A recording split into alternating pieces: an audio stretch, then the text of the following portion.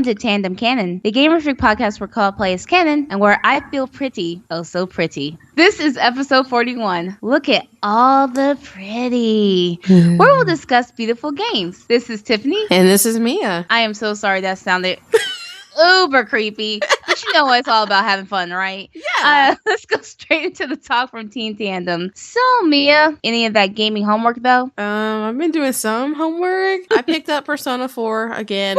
As you guys know, when I last left off, I had unlocked one of the bad endings, so I decided to go back and pick up from that save point and continue on from there. And I'm in the final dungeon right now, about to take dude down, and Nanako's gonna get her revenge, I swear. It was just interesting kind of going back and getting used to the controls again, because I've gotten so used to Persona 5. With both games, like, I enjoy them both. I like the gameplay of Persona 5, but I like the characterization of the Persona 4 characters more, because there's more bonding stuff you get to do with them on a regular basis. So it was just kind of weird and a little bit frustrating, but it's so funny just how much stuff can change just in a short amount of time. I decided to start playing the Red Star co-op. I brought my PlayStation 2 with me for Wizard World Austin. One of our friends, Brianna, she came with us and we just decided to try it out. And it's a hard game. It's challenging, but it's very interesting. I was stabbing everybody that I could. Stab.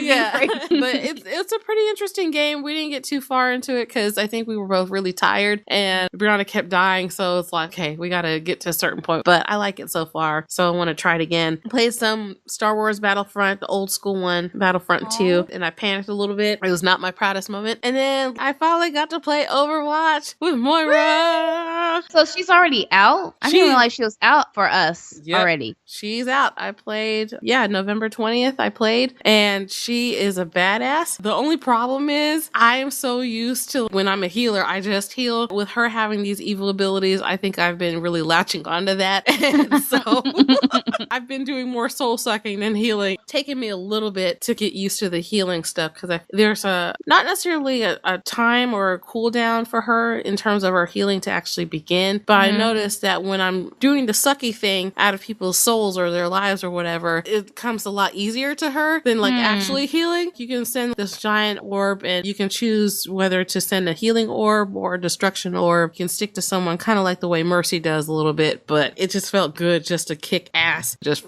fuck shit up for a change. Especially as a support character too. There's something kind of therapeutic about it, especially when you've kind of been forced into the role because no one wants to be a healer. And so yes, I get to fuck shit up too. Yes.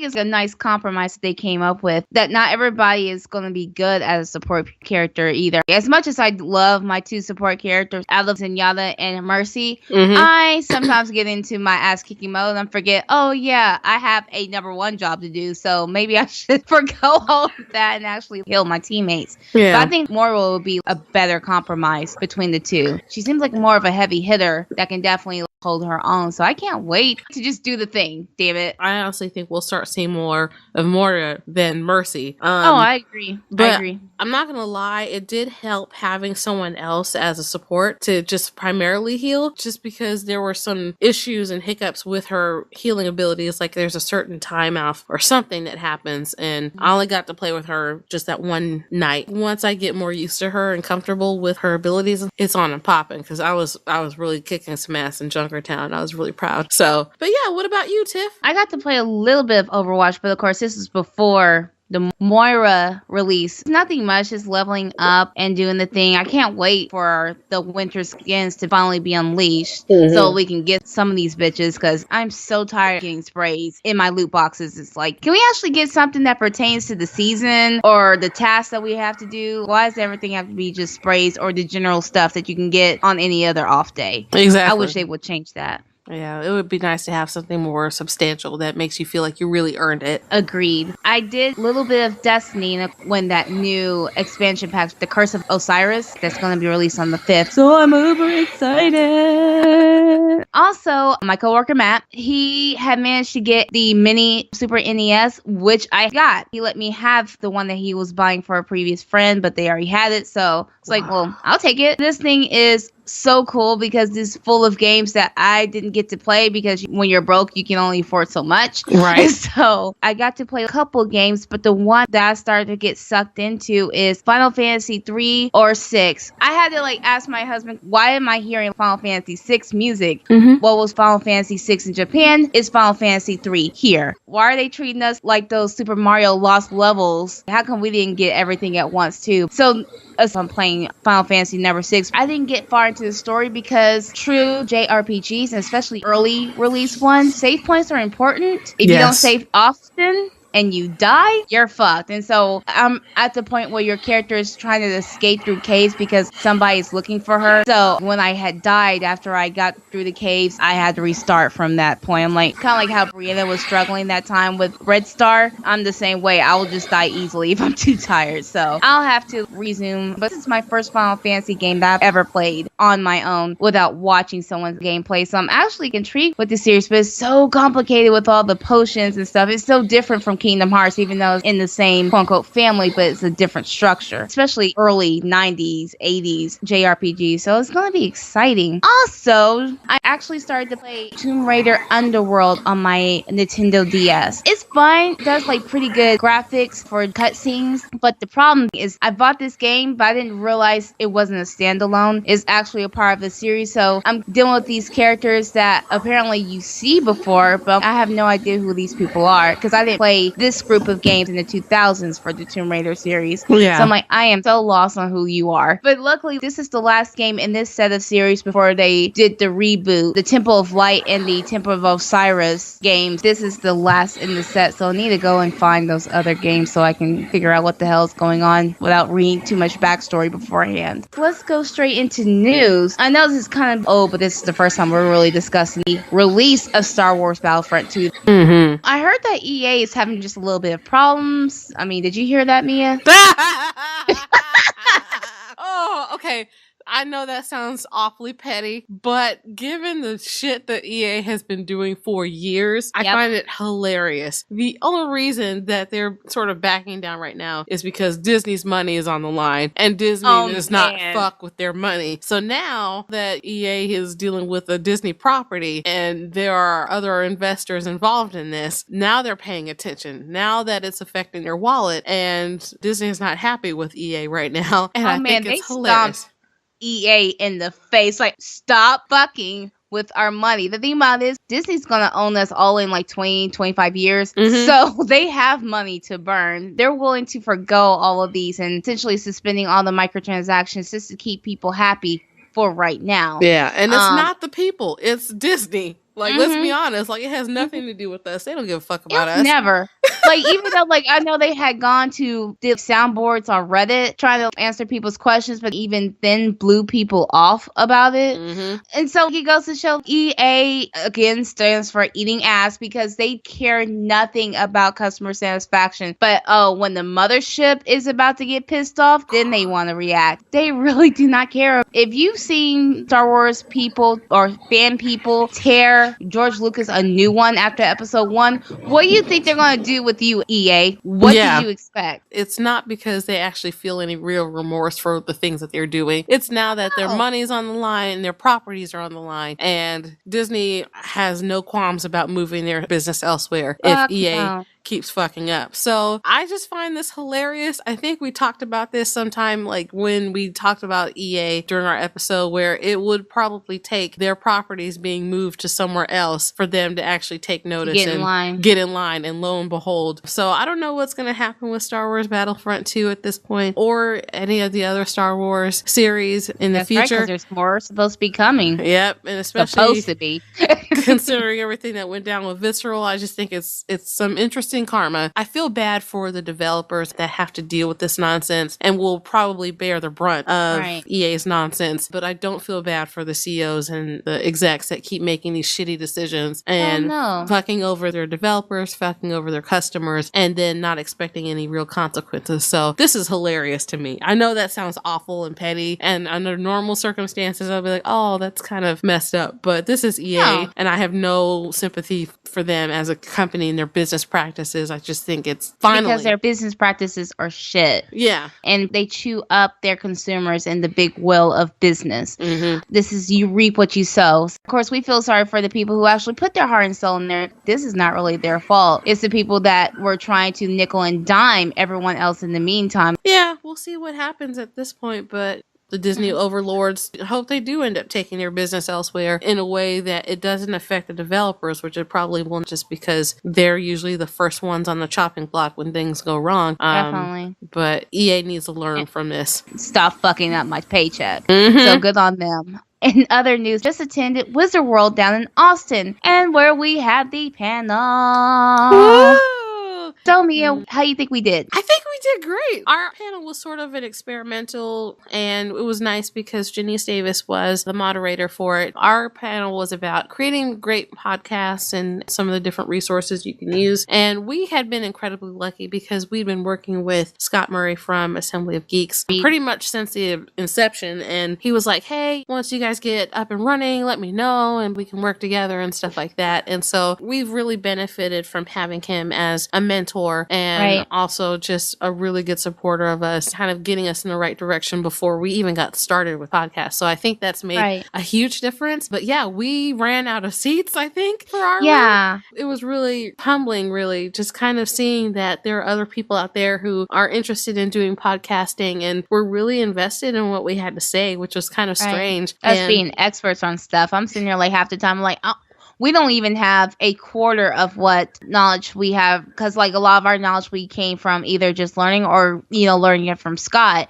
And so like a lot of it is just, this is a Scott question because he has so much more experience in editing and stuff, because that's just what he had done as a living, but he does it now. And of course, balancing all his shows for the Assembly Geeks. And a lot of it was just us just saying how we usually do things, because, you know, each podcast does things differently. And so, you know, we were there to bring our own twist. And also, what I liked, it was more like a discussion by the time we had gotten in the room, so we weren't talking at the people, but it can be just an open floor. So I thought that was a great idea. I hope we'll be able to do something more of that at any of the other conventions we can get to go to. So it was really fun, and our audience was really receptive. They stayed and asked us questions and stuff, and we traded information. And I think we're friends with some people on Twitter now. Yeah, it's one thing for us to be talking, of course, here on the forum that we're familiar with, but this was the first time we got to meet Genese in person. So it was like, oh my God, girls, such great fun. And I hope we're able to repeat that experience. It was great. Yeah, so we ran into some really awesome people at Wizard World other than Scott and Genese, of course. We actually ran into Martha Coleman from YouTube.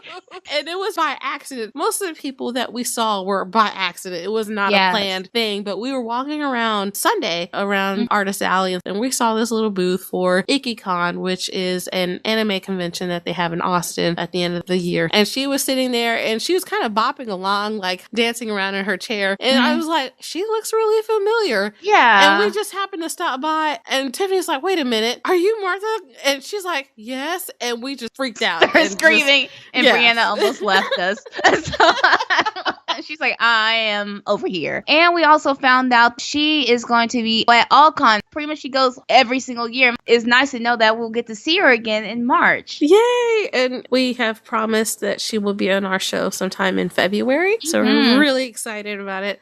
She is so sweet and just so nice. Really approachable. We're really excited. We can't wait. On Saturday, we just happened to see Angry Joe and crew just taking pictures, and next thing we know, he was leaving. So it didn't even seem like he got to stay around very long. It's really cool to see him in his distinctive black jacket. You know, I was so nervous to actually ask for an autograph or a picture or anything. So we were just like gawking and not really saying hi. And it was just... Right. We actually got a surprise seeing John Hader of Napoleon Dynamite fame just walk in there, and he was just trying to get his food to go, and people were just ambushing him for pictures. I'm like, we're not going to be one of those people, especially since we're at a convention that he's supposed to be paid to get these taken, you know? Yeah. What was supposed to be a quick, maybe 5-minute jaunt to go get food turned into a 20-minute event. And when we spotted him at first, we tried to be low-key about it and not call any attention. We're just like, oh my gosh, it's Napoleon Dynamite, it's John Hader. And so we were just kind of watching, and next thing you know, he's surrounded by people and taking pictures, and it's like, God, he just wanted to eat, guys. Let him go,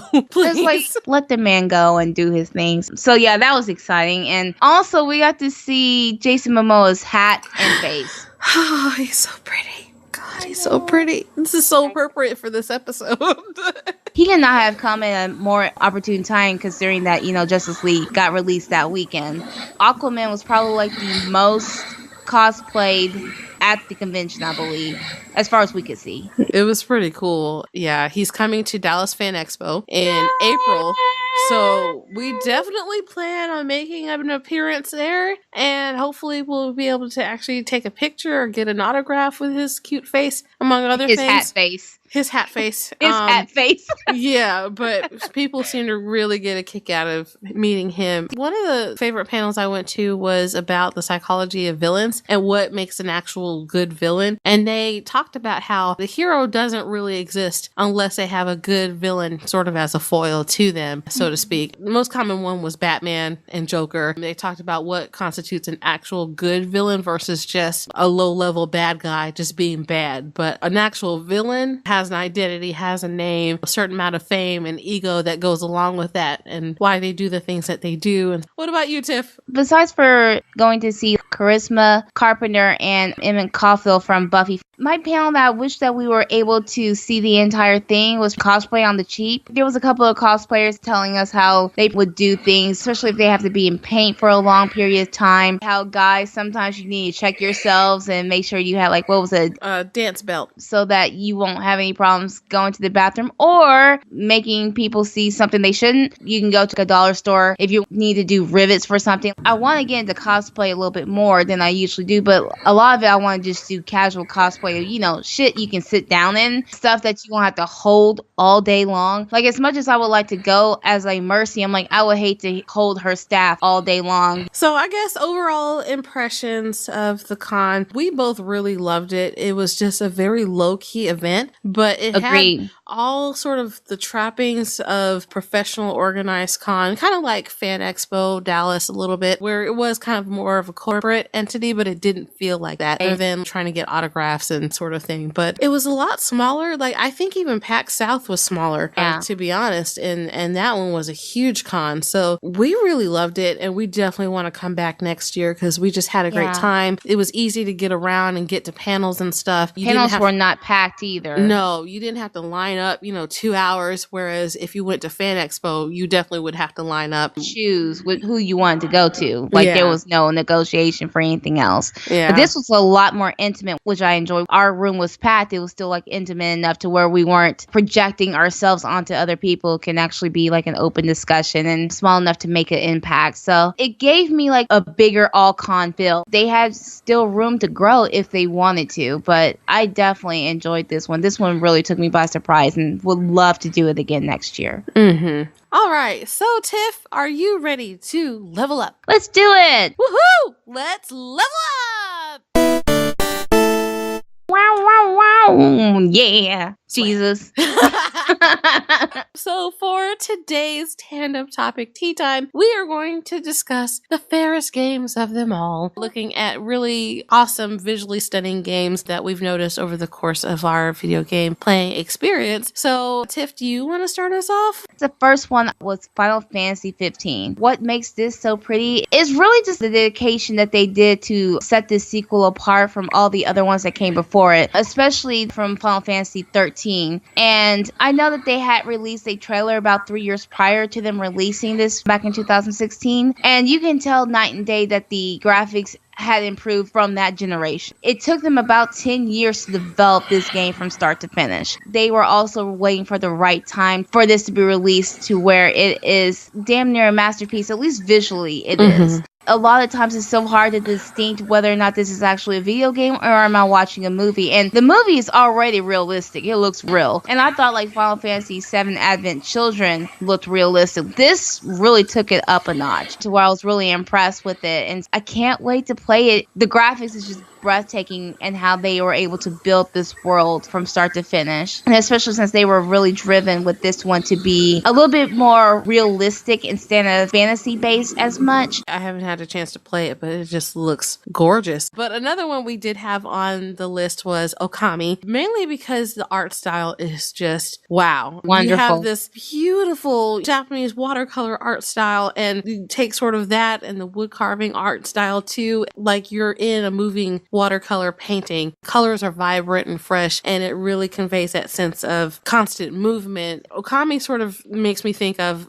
if this was a Japanese art game about video games as an art, Okami would be it. It's hard to focus on the mechanics of the game itself because you're just so stunned by everything around you. You see flowers blooming out of the blue. Every time that you use your paintbrush to make new symbols or markings, it just creates this lush and vibrant world. You just get caught up in the beauty. Look at all the pretty. Especially for the time period that it came out with. You saw a lot of cell animated games kind of similar to that, but Okami's the most visually stunning out of all of them, bar none. Another one is Flower. Flower might seem a little familiar because I believe it's within the series. It's a follow-up to a game called Flow, which I also heard was really artfully done. You are this flower floating in the breeze and pretty much you're trying to get followers, and it's a really relaxing, subtle game. Kind of art in motion as well, kind of like Okami, but it visually allows the player, however casual that player is, to experience gameplay that could be touching and uplifting. Pretty much leaves you with a bit of a light feeling. And the colors are so gorgeous and vibrant, especially the primary colors really come into play with this. They really hype up the color palette to where it's bright, but it definitely brings renewal and refreshment to gameplay because of the ease of it. And on that note, we have to mention Journey, just that because follow-up, Jesus Lord, we've talked about Journey before, but the wonderful thing about it is the way that it uses music and especially light to tell the story and really give you a sense of what's happening over the course of moving from different parts of the world. When you first get on the scene and you see all these what look like graves, there's a lot of emphasis on using sunlight and darkness to convey different types of emotions. When you're gliding down the sand, like it's sunset and everything's brilliant and sparkly and just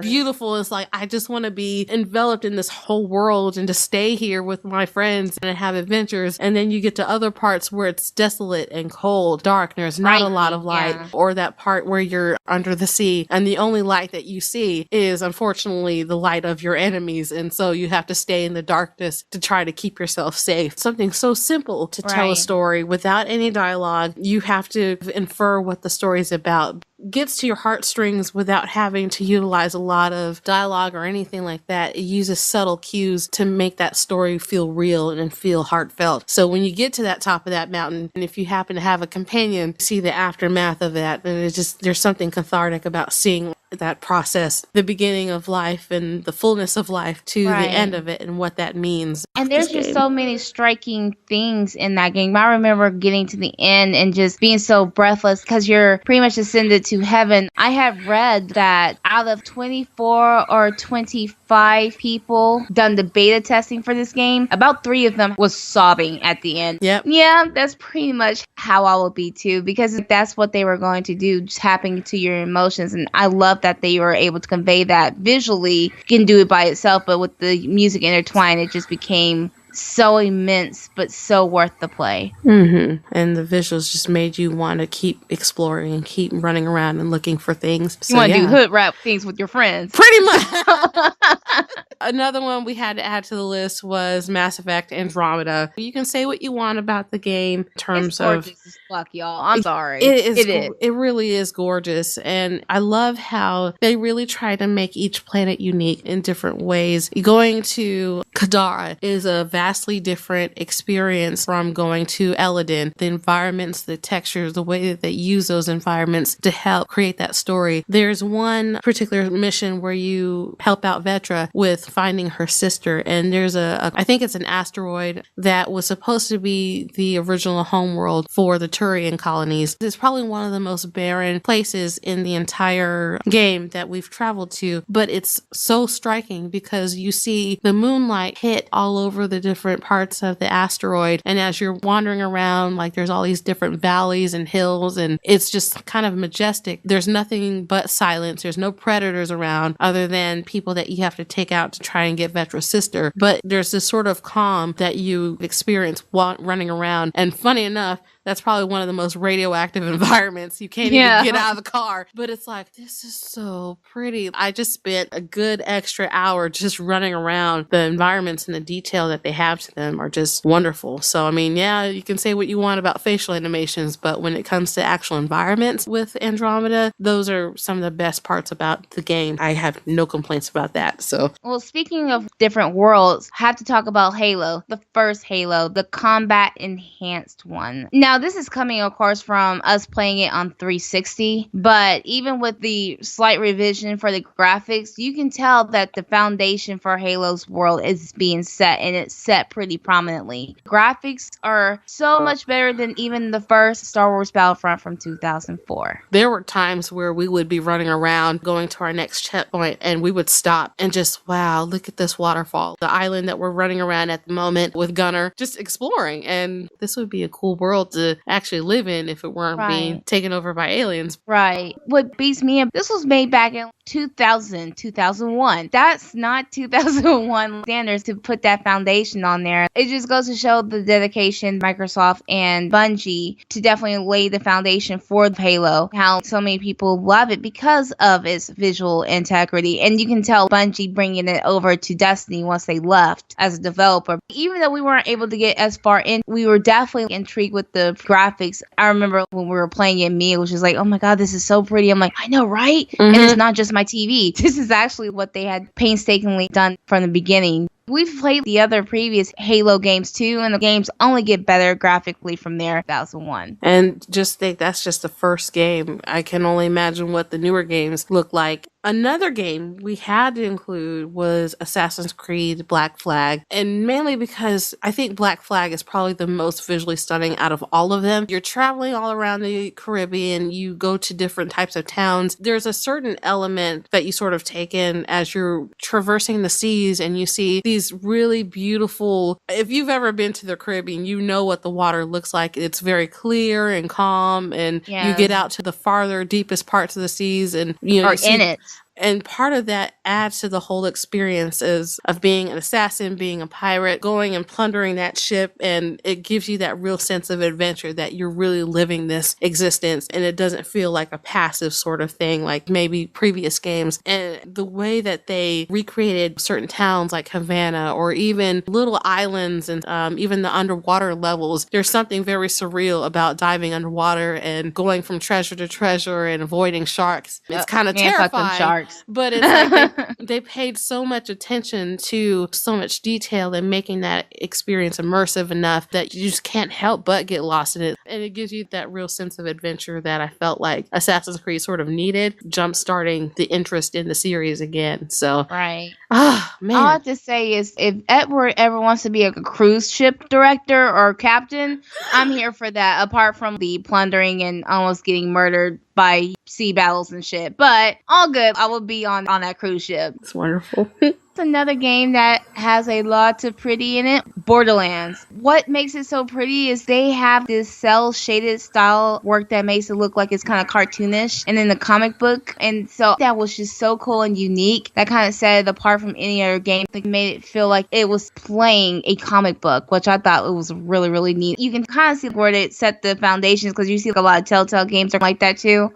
So I thought that was pretty neat. We had to include EA Star Wars Battlefront. Yes. Say what you want about the gameplay and microtransactions and other general fuckery, but visually speaking, EA Star Wars Battlefront is gorgeous. The minute that you pop in the disc and you see Emperor Palpatine and you're like, let's fry the fuck out of everybody. There is so much detail and so much heart, DICE especially, put into making the game as realistic and as faithful to the movies as possible. The recreations of different characters like Luke Skywalker and Leia and Han, the worlds are very detailed, the vehicles are detailed, even down to the sound cues and everything. They really put in that work to make that experience feel as immersive and real. And it's like, this is what a Star Wars experience is like if we're not being charged for everything. But you're paying for the experience. Yeah. Like, man, I paid $120. Fuck you and your experience. Yeah. I'll go get a t-shirt. They really outdid themselves in terms of the visual department, somewhat to the detriment of story and gameplay to a certain extent. They spared absolutely no expense to make Star Wars Battlefront look as visually stunning as they possibly could, and to make that feel real. I'm still really impressed with what they did with Endor. Another pretty one is The Witcher 3. Number 2 was really good graphically, but definitely with this one, you can tell that they upped their game a little bit. Good use of the dark and light. So all their shadows they really went into to give the game a little bit more of detailed look to it. It's kind of funny how the graphics on this game, so you were like in a movie or something instead of playing a game. 20 years from now, it will be hard to tell the difference. Your DLC, I can't remember what it was called off the top of my head, but that one especially, they really outdid themselves. A lot of players were saying the DLC add-on missions were actually a different visual. Yeah, probably even better. Bitchin', man. I can't wait to play. It's in my queue of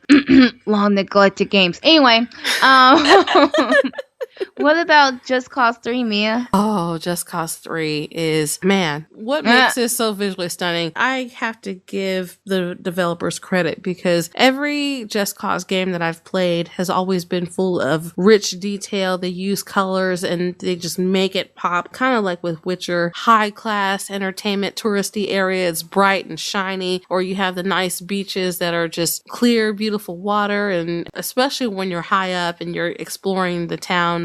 It's just beautiful. Just Cause 3, especially because it has sort of that Mediterranean, Latin American sort of feel to it. Everything's really breathtaking. It's hard to focus because you're trying to take everything in and getting into all sorts of different trouble. So the explosions too, and the amount of chaos you can get into, those fires are amazing. And when you tape flares to a cow's butt and watch it go off in the distance, that shit looks holy shit beautiful. I mean, there's just so much that you can get into with these games, and they spared no expense on the visual mechanics of it. These games are nothing short of just beautiful. So beautiful as you blow shit up. Michael Bay would be jealous. As he should be. At least one can tell a better story. Oh, wait a minute. Did I say that? Anyway, let's go straight into Mirror's Edge. It's another beautiful game. And this is first one, not Callous. This one was visually a stark difference because they kind of shy away from the usual. Faith is a runner, so the primary color you have is white. Even the flora or the trees, they were white. So you didn't really get much of like a contrast, made things a little bit more straight-laced, fast-paced, and just a tiny bit sterile. Everything was stark, pretty much on the run all the time, so everything had to be a little streamlined and fast-paced and stuff. Especially, this is coming from a first person, so you're pretty much up close and personal with everything that you see and touch and feel and kick. So I like how it kind of made the city look oppressive, but then like the effects that you needed for Faith were red, and it was bright, and it was poppy, and it's like, okay, this is my escape, this is my way out. And so I like how they use that. It's really cool symbolism if you think about it. Yeah, the color barrier that's breaking up all the blandness that's occurring in this world. So I'm like, and she's kind of like the catalyst to do it. So can I take that one back? So what are your thoughts on Skyrim then? Skyrim is one of those ones that once it came out, that was it for a lot of people. I can see the reason why, because this thing is a juggernaut of pretty. They had taken the careful time of designing this entire landscape by hand. There's 9 different kinds of quote-unquote holds or sections, so that each of them will have their own distinctive feel and their own characterizations and colors. There's about 10 races in this game, so it also makes the game a little bit more different from character to character. The detail in every single blade of grass that they put in. Once I get on Skyrim, it's going to take me like 2 years to finish this bitch. So it's going to be your Persona game. Pretty much. So what do you think about Cuphead then? Cuphead is probably one of the most unique games out there. I haven't had a chance to play it because I don't have an Xbox. I'm sorry. But visually, it's just so stunning because it does sort of pay tribute to the early 1930s animations, the Popeye shorts and stuff like that. It's all the fun and the creativity of that time without the racism. Yay. And so it makes it so much more unique and dynamic. You have this cutesy sort of art style. Even the bad guys, they look intimidating, but they don't look scary, if that makes any sense. And the way that they utilize the visuals to tell a story and to still make it engaging and hard and very challenging, it's just wonderful, really. Yeah, the animation style, the way that they decided to go in terms of that route was a very good move, especially now with this generation and maybe even last generation of games where the emphasis was so much on graphics that gameplay itself was kind of an afterthought a little bit. Cuphead has a really nice balance of doing both, where it's very visually unique and stunning. And I'm interested to see how other properties try to emulate the style now that it's kind of made its mark on the gaming community and all that. So yeah. Well, speaking of another one that's complicated, Little Big Planet. Little Big Planet looks like someone had kicked over your art supplies and this is the end result. This is just what happened. What makes Little Big Planet such a visually stunning game is everything in this world is pretty much is customizable. There is no limitation on what you can do. And especially like when you're able to play the worlds that people customize, I wish I could even get a penny's worth of how detailed that other people were able to do their stuff, especially customized work. A lot of times we would just go and ride people's roller coasters. Remember that? It's like, hey, all you have to do is just hang on for dear life. But people actually took the time to create that. Even just playing the worlds, as hard as they were just visually stunning from place to place. Each place was distinctive where you were, no matter if you were in Mexico or if you were in Africa, Asia. It made visual sense to where it's like probably one of the best design games I've seen. And plus it was very distinctive and different for its time when it came out. So what are your thoughts on Broken Age? Because I have not had a chance to play that one.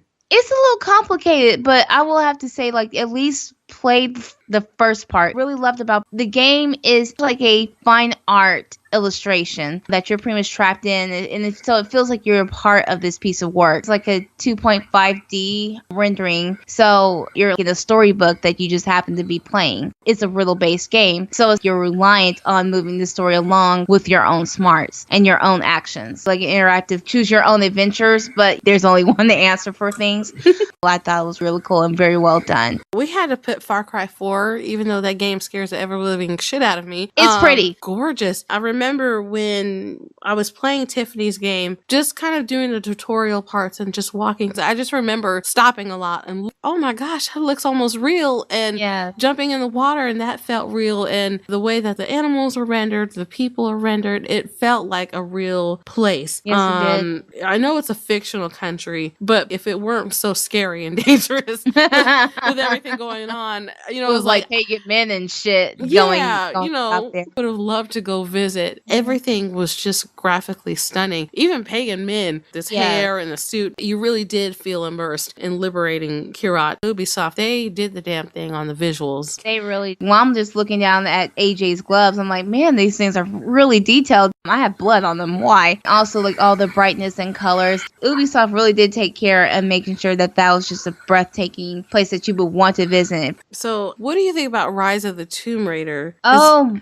my god! So I didn't get too far on that one, but from what I did see, the attention to detail for Lara herself, but also her environments where she was going from place to place, you couldn't help but really just get intrigued with everything that was going on. Yeah, and a lot of it, of course, like it's only gotten better with each game, and I didn't realize that they also did motion capture for this game too. So the attention to detail is there. Square Enix making sure that everything looks good and professional. But I remember one geothermal valley, and the first time you leave the icy crap behind and you open up into this green valley, and it is breathtakingly gorgeous. If Laura ever wants to retire, she'll probably come back there. Life is simpler, and Square Enix really does their stuff like they've done for all the Final Fantasy games. They only improve from there. And it definitely improves with Rise of the Tomb Raider. It's one of the most striking games I've ever played. This is pretty. Vacation spots for Lara Croft. Last, but certainly not least, we had to put Life is Strange. Mainly because this game is a graphically based adventure game, first and foremost. There's a lot that you have to actually observe to really make sense of what's going on in the game, and there are different subtle cues that happen as you're looking around you. When you get to the end of episode 1, you find out that there's some sort of event that's about to happen, and it's somewhat related to global warming and climate change. But visually, in terms of the environments and the character models, Chloe and Max look amazing. There's a lot of attention to detail with each student at Blackwell Academy. Every character has a lot of detail to them where they feel like real fleshed out nuance, but also the environments too. There's a lot of elements where you're actually interacting with the environment in some way, whether it's taking pictures of something or looking at a poster, or there's a lot Sam notices in her world in order to tell her story and to really make sense of what's going on around her. Don't Nod did a really great job of conveying that with using graphics as that medium, and especially photography. That was a really good way of letting us pay attention to what's going on around it and really making sense of all the visual cues using different things like light and shadow. And it's subtle, but it really does make a difference in exploring these worlds. Awkward dialogue aside, visually, I really did like Life is Strange. But I also like the contrast between the characters and their environments around them. A lot of times when you look at things, just look like they were painted, but not overly detailed, but just enough to convey the point across. It still serves its purpose. You're in this moving painting. It's important, but not as significant as you might think it needs to be. The game pretty much relies on conveying what is important in your environment in order for you to progress. So that's all we had for games that we felt like are very visually stunning. There were There too are many. more. Yes, there are way too many to put on this list. But if you think of games that we should talk about, or maybe there are games that you haven't thought of, but maybe you want to add to the list, let us know and we will be more than happy to do a part 2. There were others that I wanted to include in here, like Persona 5, for example, but we would be here all night. And yeah, we have things to do. Grown folks things. Yeah. So, Tiff, are you ready to move on to the Wheel of Random Tandem? As long as it's pretty and sparkles, let's do it. Squirrel! Yay!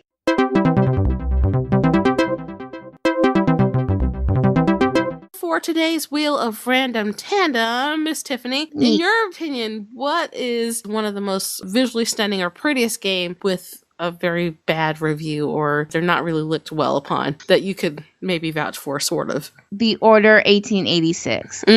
It's not completely like in the toilet kind of game. It's gotten mixed reviews. This graphics, this visuals is stunning. The bit I was able to play of it, I can see why. Like, it is graphically breathtaking, even from the first sequence when you're trying to, spoiler alert, escape from a jail. Even that little bit of detail makes all the difference. So I can see the reason why a lot of people were winding their hopes into this game only to be disappointed by, a lot of mechanics, or most essentially that the game is damn too short for what they were trying to sell it for. If anything else, just watch the gameplay if you don't feel like getting into that sort of lore and just save yourself the trouble, or just finding on sale. But visually, it is worth a watch at least. What about you? Assassin's Creed Unity, mainly because there's a lot of promise with this game. In a lot of levels, it is very visually stunning. There's so much detail with the number of people in the crowds, and they all have different actions and stuff. They spared no expense on trying to make or recreate Paris to look as gorgeous as possible. And there's a lot of little details with the revolution, and you see flags burnt and houses that have been decimated and stuff like that, and people rioting in the streets. And so from a visual standpoint, not necessarily looking at mechanics and weird bugs and glitches, Assassin's Creed Unity actually was a really pretty game. It's just there were other things that made it fall far short than what it should have. Right. But there was a lot of detail with each character, with Arno and Elise. And I can say that at least Ubisoft consistently is good about trying to make their games as visually stunning as they can at the time, and really trying to make them look as presentable as they can, to the detriment of other things like gameplay. And if it hadn't been for Unity looking so pretty, and maybe with those glitches and bugs not being as much of an issue, I don't think they probably would have faced as much backlash as they did when the game first released outright. There were parts of it where you kind of have to stop and look. You see different areas of Paris, even the more derelict parts where it looks like the plague has been ridden through that place, and it's just like, oh, I just need to get out of here. I feel dirty. I need a bath. I know, right? Let me go dive into this dirty ass Seine over here. They really did a great job in trying to recreate Paris and try to make it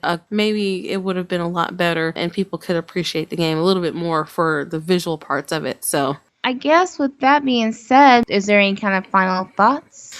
These socials, we keep reminding y'all every single time, but you're not hitting up our socials though, so let's remind you one more time. But we're on Twitter, YouTube, Facebook, Twitch, and Tumblr. Just hit us up, follow us. You can like, subscribe, all that jazz. And please share our podcast with your friends. If you know of people who are gamers and are interested in stuff that we talk about, we're here. So yeah. As for new followers, Tiff, do we have anybody anybody for this time We have around? a couple. We have Mark Roma Designs and Mr. Mark Street, both on Twitter. Woohoo! We also have a couple commenters, don't we? Yeah. Tweotch, our favorite as always. Thank you for commenting. We had some really cool discussions about voice actors and Life is Strange Before the Storm and what happened with Ashley Birch. And man, if they could just have delayed the game and put her back and da-da-da. Thank you guys. Y'all are, as always, amazing and we love y'all. So also, So You're Possessed on Twitter. They have a lot of really cool macabre sort of tweets and stuff. And so we get into these little devious plotting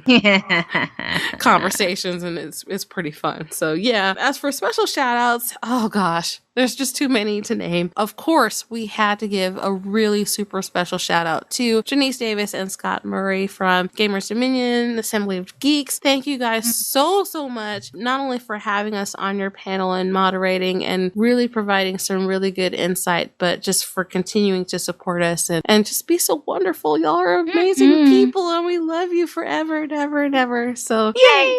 And for wonderful panel experience. Really cool shout out to Wizard World Austin for hosting us and for just having such a wonderful con experience because we really didn't know what to expect and it just blew us all out of the water. So thank you, and we definitely plan on coming back next year. Oh, definitely. And everything went off without a hitch and so seamless. So thank you for allowing us to do the panel. Yeah, and Martha Coleman, thank you for being so awesome and wonderful and sweet, and she's just the coolest person on earth. Yes. If you ever get a chance, go to IkiCon. It's right around New Year's Eve. So if you're in the Austin area and you love anime, do that. Be responsible in anime. And then last but not least, we had to give a special shout out to Cheek to Geek. And they're the new friends that we made through Wizard World. They attended our panel and we've been hyping each other up back and forth. They have some really good articles that they've been coming out about, Wizard World Con and giving their overview, the new Justice League movie and Star Wars Battlefront. And they're the sweetest people ever. They stayed after and talked to us for a little while. They do different types of reviews and they're like, oh, well, we just decided to start recording them. And I really look forward to hearing more from them in the future. Too. So yeah. That's awesome. Yay. So, Tiff, what's your PYT podcast YouTube for this week? I chose Oliver Harper. He likes a lot of retrospective reviews, especially for 80s, 90s movies. And he's about our age. And a lot of reviews is pretty fair assessment. He doesn't go and bash movies for the sake of bashing things. He'll review gameplay or games that he was able to find, but he'll review anywhere from there or the music too. So he does a really good retrospective review, but totally worth it if you're a fan of that particular movie, and he does a lot. So please check out Oliver Harper. He is so awesome and just an overall fanboy, so I really enjoy it for nostalgia's sake. Cool. What about you? My PYT for this week is the 90s Kid on YouTube. He does some really cool retrospective stuff on games, video games, pop culture, commercials. So it's a very nostalgic centered show and it's like, yay, my childhood. I get to relive it once and again. But yeah, he's on YouTube. So definitely check him out, especially if you are a huge fan of the 90s and you just want to experience some nostalgia feels. So let's cover this ever-growing cons list we got going here. We plan on going to All Con March 15th through the 18th in Addison, Texas. Also Fan Expo Dallas April 6th through the 8th. Also TCC South Campus Anime Expo April 14th. And that one is really cool, just thrown by the TCC South Campus. And they're really sweet kids and totally doing this for almost nothing, right? It's free. You can sign up on eventbrite.com. Just need to register in advance. And that's it. I can't wait to play that old ass Clue again. That was awesome. So it's going to happen. The next episode will be released on December 17th. So you guys have an awesome game-tastic day, year, whatever. Bye guys. See you next time.